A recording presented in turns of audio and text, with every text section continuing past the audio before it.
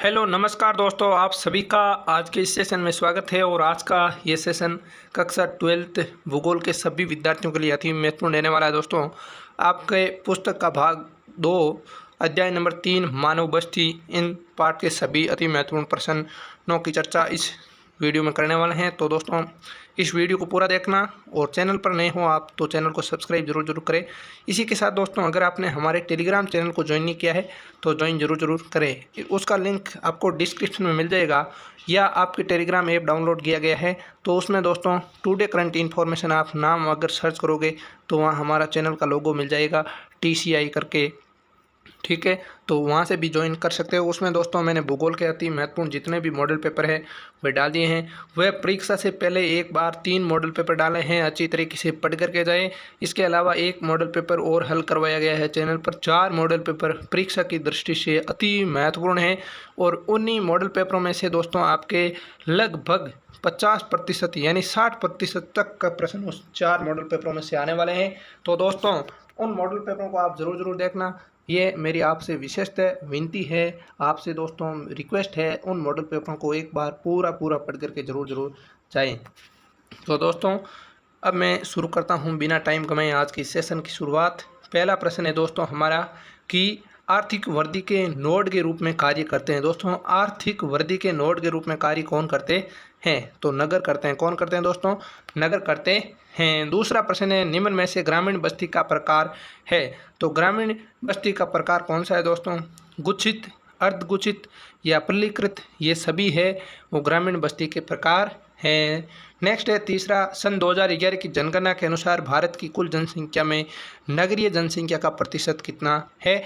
तो उसका दोस्तों राइट आंसर है 31.16% नगरीय जनसंख्या का प्रतिशत है। चौथा प्रश्न है हमारा, ग्रामीण बस्तियां संबंधित होती है। ग्रामीण बस्तियां दोस्तों किससे संबंधित होती है? प्राथमिक आर्थिक क्रियाओं से, द्वितीयक आर्थिक क्रियाओं से, या तृतीयक आर्थिक क्रियाओं से, या चतुर्थक आर्थिक क्रियाओं से? तो इसका दोस्तों राइट आंसर है जो ग्रामीण बस्तियां हैं वो प्राथमिक आर्थिक क्रियाओं से संबंधित होती है। अगला हमारा दोस्तों प्रश्न है नंगला क्या है? इंपॉर्टेंट प्रश्न है दोस्तों, नंगला क्या है? एग्जाम में पूछा जा सकता है। तो इसका दोस्तों नंगला क्या है? इसका राइट आंसर है कि पल्लीकृत बस्तियों का स्थानीय नाम क्या है? नंगला है। पल्लीकृत बस्तियों का स्थानीय नाम क्या है दोस्तों? नंगला है। अगला हमारा छठा प्रश्न है 1 लाख से अधिक जनसंख्या वाले नगरीय केंद्रों को क्या कहा जाता है? तो उसको दोस्तों राइट आंसर है क्या है दोस्तों? उसके प्रथम वर्ग का नगर कहा जाता है। यानी 1 लाख से अधिक जनसंख्या वाले नगरीय केंद्रों को प्रथम वर्ग का नगर कहा जाता है। अगला हमारा 7वां प्रश्न है भारत की जनगणना के अनुसार निम्न में से कौन सी एक विशेषता नगर की परिभाषा का अंग नहीं है? तो इसका दोस्तों राइट आंसर है 75% से अधिक जनसंख्या का प्राथमिक कार्यों में संलग्न होना। ये इसकी क्या नहीं है, जो नगर की परिभाषा की विशेषता नहीं है, ठीक है। उसके बाद दोस्तों हमारा 8वां प्रश्न है जनगणना 2011 के अनुसार भारत का सबसे बड़ा नगरीय संकुल है। तो उसका राइट आंसर है मुंबई है। कौन सा है दोस्तों? मुंबई है। इंपॉर्टेंट प्रश्न है दोस्तों, एग्जाम के अंदर ये पूछा जा सकता है।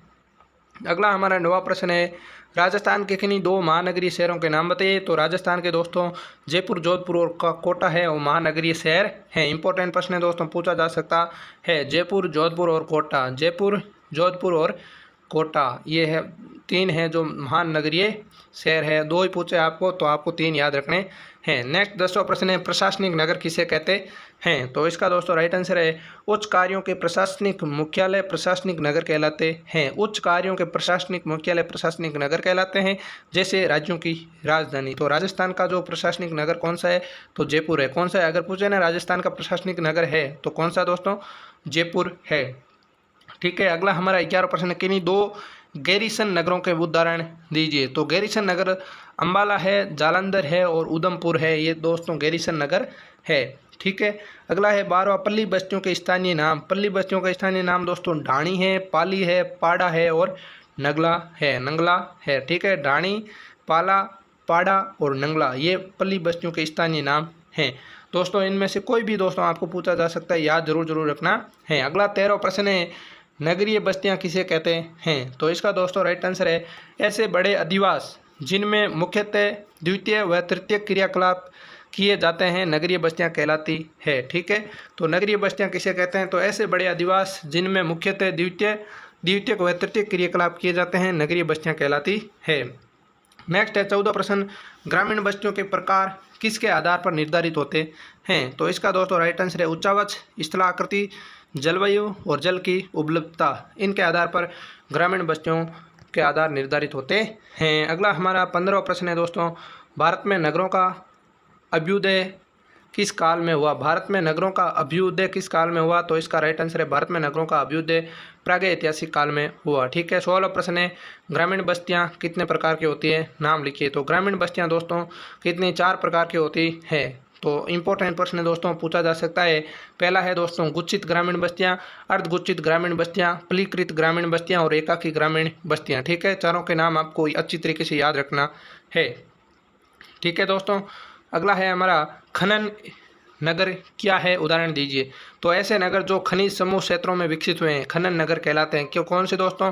ऐसे नगर जो खनिज समूह क्षेत्रों में विकसित हुए हैं खनन नगर कहलाते हैं। जैसे खेतड़ी है, झरिया है, रानीगंज है, सिंह भूमि है, ये दोस्तों खनन नगर के उदाहरण है।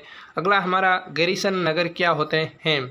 तो गैरीसन नगर क्या होते हैं दोस्तों? ऐसे नगर जिनमें सैनिक छावनियाँ स्थित होती है उन्हें गैरीसन नगर कहते हैं दोस्तों। ऐसे नगर जिनमें सैनिक छावनियाँ होती है उन्हें गैरीसन नगर कहलाते हैं। ठीक है। तो गैरीसन नगर ऊपर उदाहरण आया था दोस्तों अम्बाला, और 1-2 नाम और थे, आप अभी देख लेते हैं। गैरीसन नगर वाला प्रश्न था, अम्बाला हो गया एक जालंधर, एक उधमपुर। ये दोस्तों गैरी नगर किसे कहते हैं और गैरीसन नगर किसे कहते हैं और इनके उदाहरण पूछे तो जहाँ पर सैनिक छावनियाँ स्थित होती है उन्हें गैरीसन नगर कहा जाता है, और उसके अंदर अम्बाला हो गया, जालंधर हो गया और उधमपुर हो गया। ठीक है। ये आपको याद रखना है। अगला हमारा प्रश्न है दोस्तों, जनसंख्या के आधार पर नगरों का वर्गीकरण कीजिए।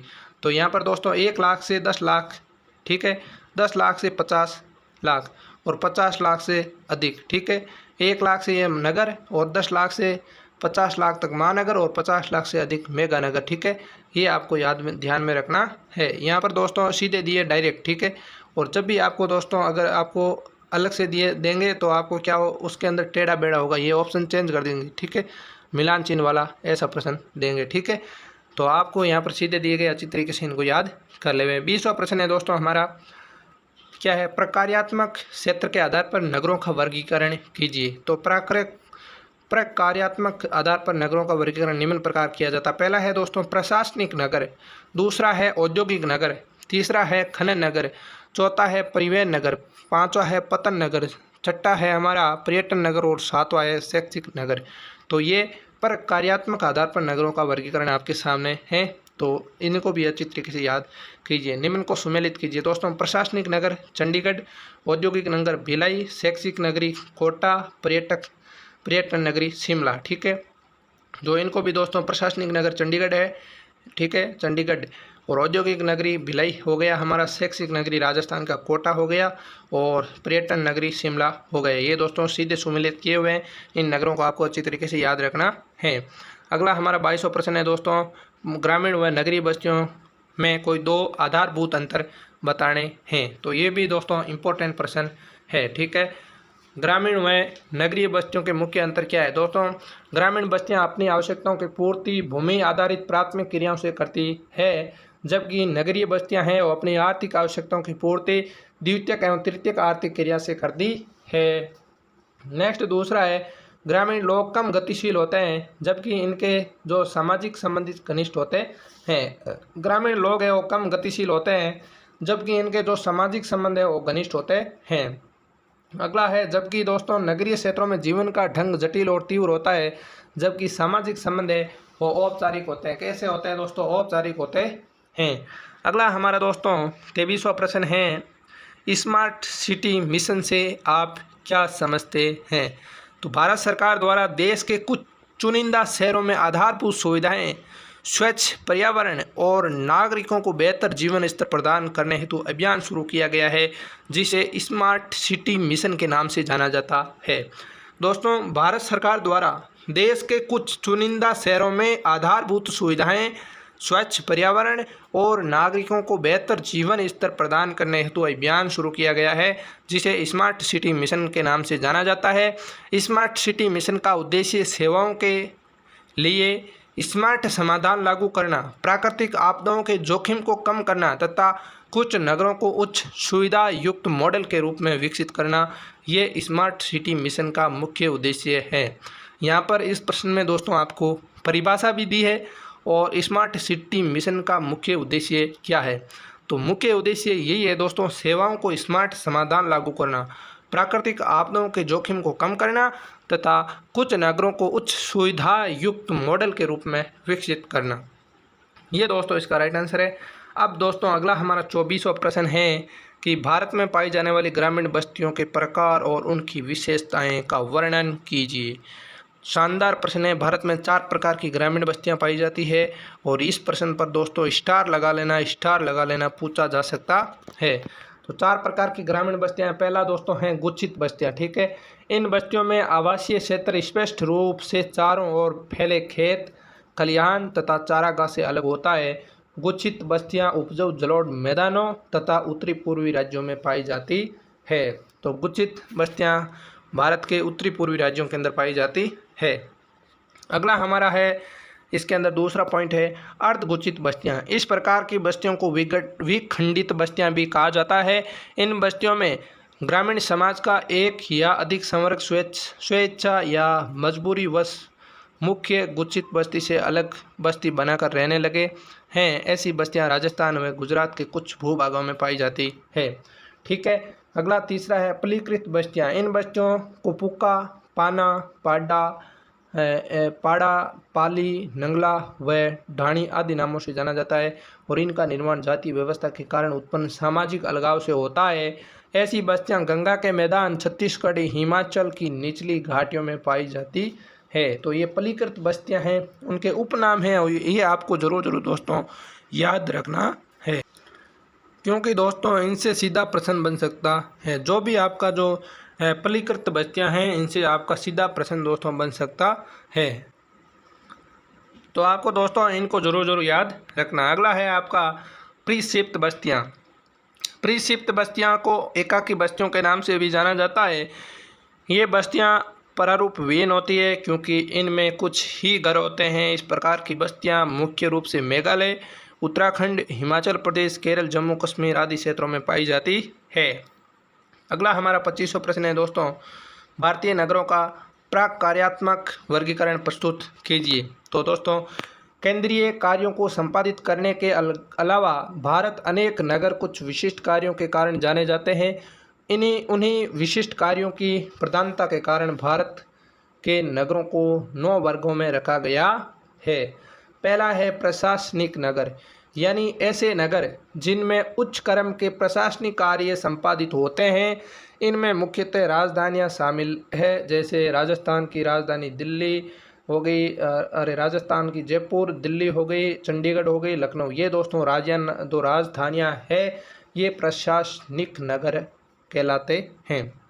ठीक है, तो उसके बाद दोस्तों दूसरा है औद्योगिक नगर, यानी ऐसे नगर जो विशिष्ट औद्योगिक इकाइयों के लिए जाने जाते हैं, जैसे मुंबई हो गया, कानपुर, सूरत हो गया, भिलाई, जमशेदपुर। दोस्तों इन नगरों को आपको अच्छी तरीके से याद रखना, क्योंकि ये नगर है और आपके सीधे है मानचित्र के अंदर पूछे जा सकते हैं। दोस्तों लखनऊ हो गया, दिल्ली हो गया, ये दोस्तों नगर है सीधे मानचित्र में पूछे जा सकते हैं। किस किस राज्य में है अच्छी तरीके से याद रखना, क्योंकि सीधे मानचित्र के अंदर ये सवाल आ सकते हैं।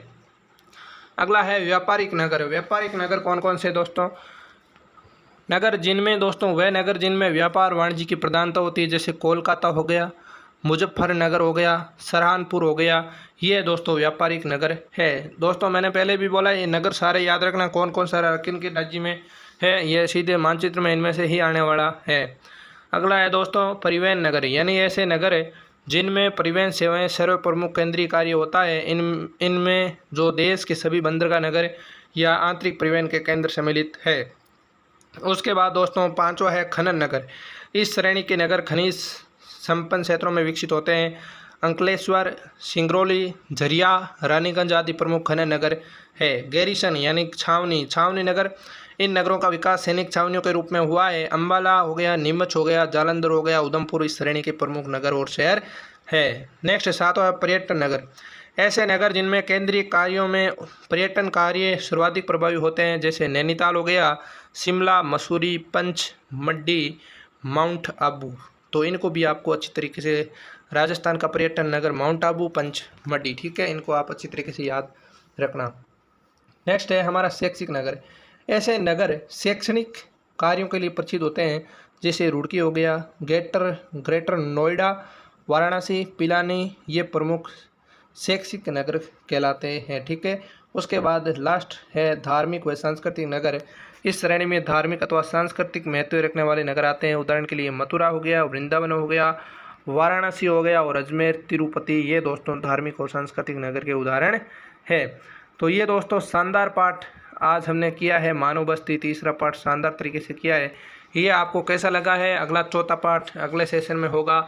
और ये दोस्तों सेशन आपको कैसा लगा है, अगर अच्छा लगा है तो दोस्तों कमेंट बॉक्स में कमेंट जरूर कीजिए। सेशन को लाइक नहीं किया है तो लाइक जरूर कीजिए, और हमारे चैनल को अभी तक आपने सब्सक्राइब नहीं किया है तो सब्सक्राइब कीजिए और बेल आइकन को प्रेस जरूर कीजिए। इसी के साथ दोस्तों अगर आपने अभी तक हमारे टेलीग्राम चैनल को ज्वाइन नहीं किया है तो ज्वाइन जरूर करें। उनमें दोस्तों बोर्ड की सारी न्यू अपडेट और संपूर्ण हर एक पॉइंट है वो आपको बताया जाएगा, बोर्ड के दोस्तों परीक्षा से लेकर के रिजल्ट तक। उसके बाद दोस्तों आगामी BSTC PTT हर प्रकार की ऑफिशियल और ऑथेंटिक जानकारी आपको इस चैनल के माध्यम से मिलती रहेगी।